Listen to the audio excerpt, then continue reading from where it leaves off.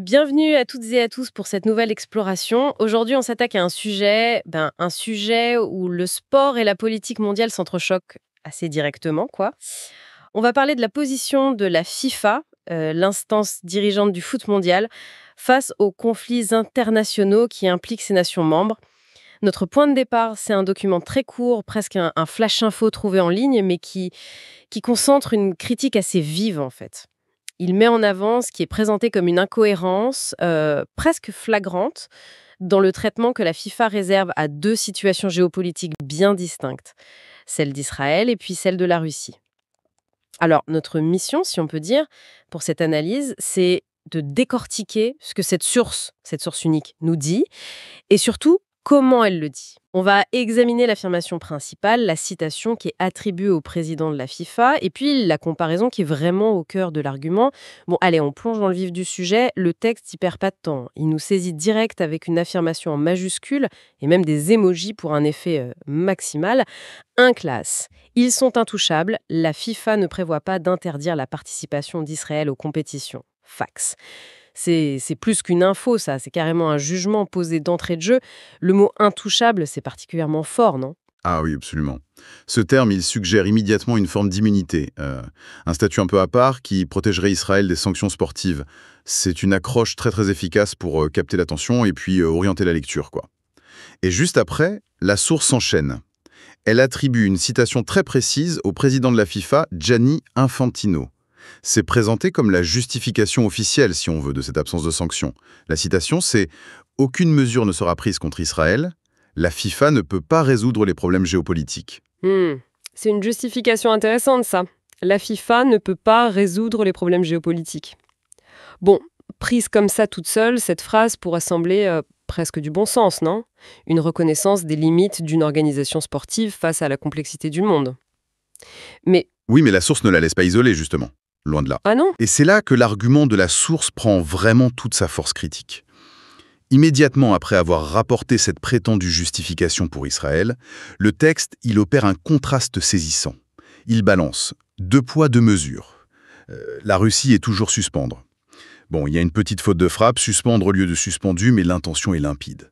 L'auteur met directement en face l'absence de mesures contre Israël et le maintien de la suspension de la Russie. D'accord. Donc, l'architecture de l'argument est claire, en fait. Affirmation choc sur Israël, intouchable. Ensuite, justification officielle rapportée Infantino et les limites face à la géopolitique. Puis, contraste immédiat avec une autre situation, la Russie suspendue. Et enfin, la conclusion accusatrice. Deux poids, deux mesures. La source, elle utilise la citation d'Infantino, pas comme une explication neutre, mais plutôt comme une pièce à conviction dans son réquisitoire contre ce qu'elle voit comme une incohérence. C'est exactement ça. La force rhétorique de ce petit extrait réside entièrement dans cette confrontation directe. L'expression « deux poids, deux mesures » et puis cet emoji qui pleure de rire. Oui, Ça ajoute une touche de sarcasme ou peut-être d'exaspération. Ça ne laisse aucune place à l'ambiguïté sur l'interprétation de l'auteur. Il ne se contente pas de rapporter de faits, il les utilise pour formuler une accusation explicite de partialité ou d'iniquité de la part de la FIFA. ce qui est frappant quand même, c'est la manière dont cette juxtaposition reconfigure complètement la lecture de la citation d'Infantino. Ce qui pouvait, au départ, apparaître comme une déclaration de principe sur le rôle limité de la FIFA, devient, dans ce contexte précis créé par la source, une justification potentiellement problématique, voire hypocrite selon l'auteur, parce qu'elle semble contredite par une action concrète prise dans un autre cas, celui de la Russie. Précisément, la source nous présente cette tension comme une évidence en fait. D'un côté, on a une posture affichée de non-interventionnisme géopolitique pour justifier l'inaction envers Israël, et de l'autre, on a une action punitive, la suspension de la Russie, qui est largement comprise, même si la source, elle, ne détaille pas ça, comme étant motivée par des considérations géopolitiques. On pense évidemment au conflit en Ukraine. La source exploite cette contradiction apparente pour étayer son accusation. Mais attention, il est important de souligner que c'est la lecture et l'interprétation qui sont proposées par cette source en particulier. Oui, on voit bien le mécanisme. La source, elle ne cherche pas à analyser les raisons spécifiques qui pourraient peut-être, aux yeux de la FIFA, différencier les deux cas. Elle ne mentionne pas les statuts de la FIFA, les éventuels précédents ou même les arguments juridiques qui pourraient être invoqués. Non, Son objectif, c'est de mettre en lumière une disparité de traitement perçue comme injustifiable, et elle utilise la déclaration présidentielle comme point d'appui de sa critique. C'est une stratégie argumentative très, très directe. La source, d'ailleurs, elle présuppose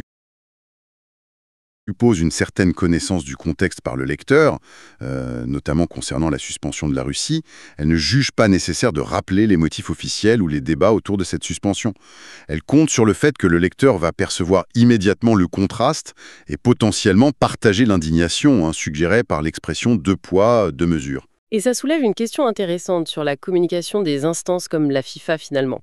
Si une déclaration comme celle attribuée à Infantino est censée clarifier une position, elle peut manifestement être retournée contre l'organisation si elle n'est pas perçue comme étant appliquée de manière cohérente dans toutes les situations.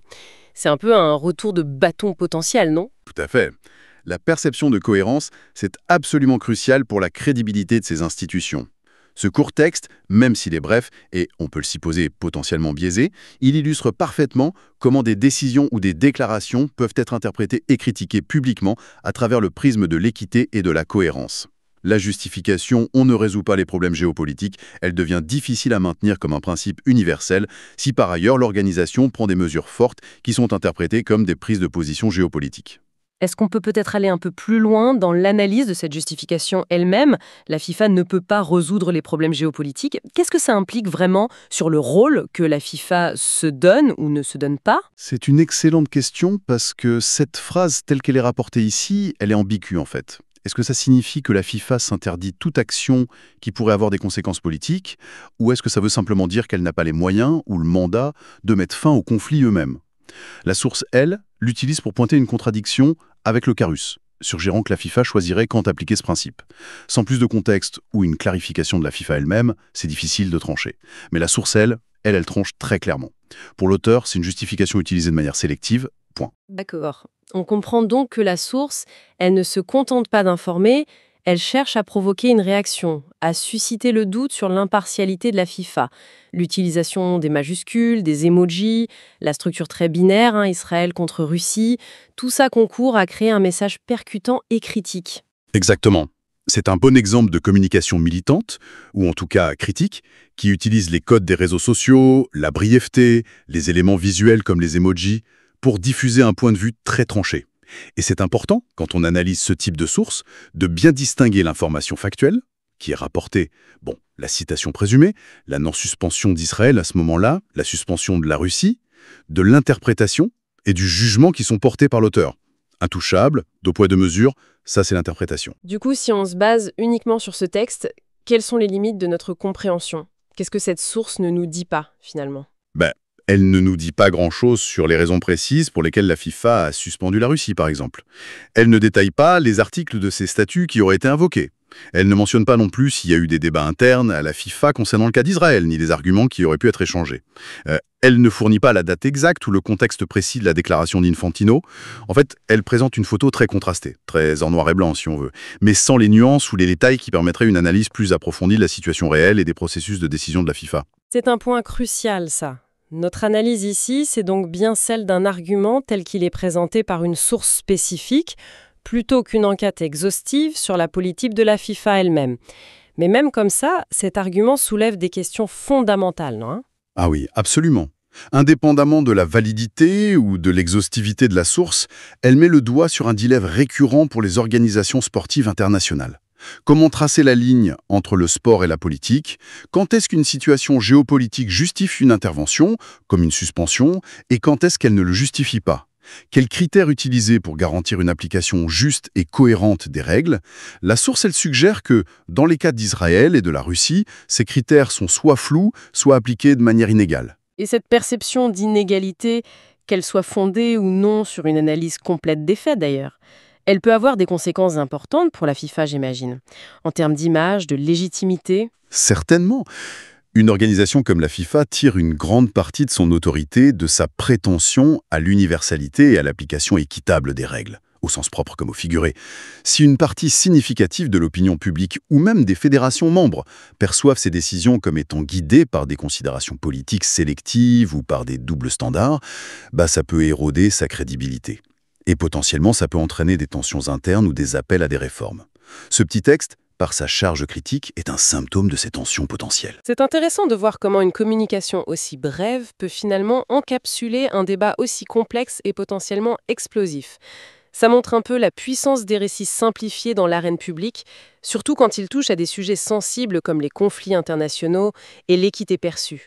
Oui, tout à fait. Et ça souligne aussi la difficulté pour une organisation comme la FIFA de contrôler son propre narratif, son propre récit. Même si elle avait des justifications détaillées et cohérentes pour traiter différemment les cas d'Israël et de la Russie, ce que cette source, encore une fois, ne nous permet pas de savoir, la perception publique peut être façonnée par des messages courts et percutants comme celui-ci, qui mettent en avant une apparente contradiction. La gestion de la communication dans ces contextes devient alors aussi cruciale que la prise de décision elle-même, j'ai envie de dire. D'accord. Alors, si on devait synthétiser ce qu'on a extrait de cette source très concise, on retiendrait donc principalement cette mise en accusation directe. La source dénonce une politique de deux poids, deux mesures de la part de la FIFA. Elle oppose l'absence de sanctions contre Israël, justifiée selon elle par une déclaration d'Infantino sur l'incapacité de la FIFA à réguler les problèmes géopolitiques, à la suspension maintenue de la Russie. Le message est clair. Pour l'auteur de ce texte, il y a une incohérence qui est inacceptable. C'est l'essence même du message, oui. Et au-delà de l'accusation, la source, par sa structure même, nous invite à questionner les critères qui sous-tendent les décisions de la FIFA. Si on accepte la prémisse de la source, c'est-à-dire que la justification de non-intervention géopolitique est invoquée pour Israël, mais pas pour la Russie, alors on est forcément conduit à se demander « et qu'est-ce qui fait réellement pencher la balance ?» Quels sont les facteurs, peut-être non dits ou implicites, qui déterminent si une situation politique est considérée comme relevant du champ d'action de la FIFA ou comme étant en dehors de son mandat? C'est une question qui dépasse largement le cadre de ce court extrait, bien sûr, mais que celui-ci parvient à soulever de manière très efficace. Il met en lumière la difficulté pour les instances sportives de naviguer dans ces eaux troubles de la géopolitique, tout en maintenant une apparence et, idéalement, une réalité d'impartialité et de cohérence. Exactement. Et cette difficulté, elle est sans doute accentuée dans un monde où l'information circule à toute vitesse et où les opinions tranchées, comme celles exprimées dans notre source, peuvent rapidement gagner en visibilité et influencer le débat public. La pression sur des organisations comme la FIFA pour justifier leurs décisions de manière transparente et cohérente est probablement plus forte que jamais. Alors, pour conclure notre exploration de cette source, qu'est-ce qu'on peut en retenir comme point vraiment saillant ? Le point saillant, c'est vraiment la mise en lumière d'une perception, celle de l'auteur, de la source, d'une contradiction fondamentale dans l'approche de la FIFA face à deux situations géopolitiques sensibles. La juxtaposition de la non-sanction d'Israël, prétendument justifiée par une limite auto-imposée face à la géopolitique, et de la sanction maintenue contre la Russie, ça sert à construire une accusation très claire de partialité, le fameux deux poids, deux mesures. Et comme pensée finale à méditer, qui ressortirait de cette analyse? En se basant uniquement sur les éléments contrastés présentés par notre source, une déclaration de non-ingérence d'un côté, une suspension de l'autre, on est amené à s'interroger, je pense. Si une organisation sportive internationale déclare ne pas pouvoir résoudre les problèmes géopolitiques, comment est-ce qu'elle définit alors la frontière entre une situation politique qui appelle une sanction sportive et une autre qui ne l'appelle pas?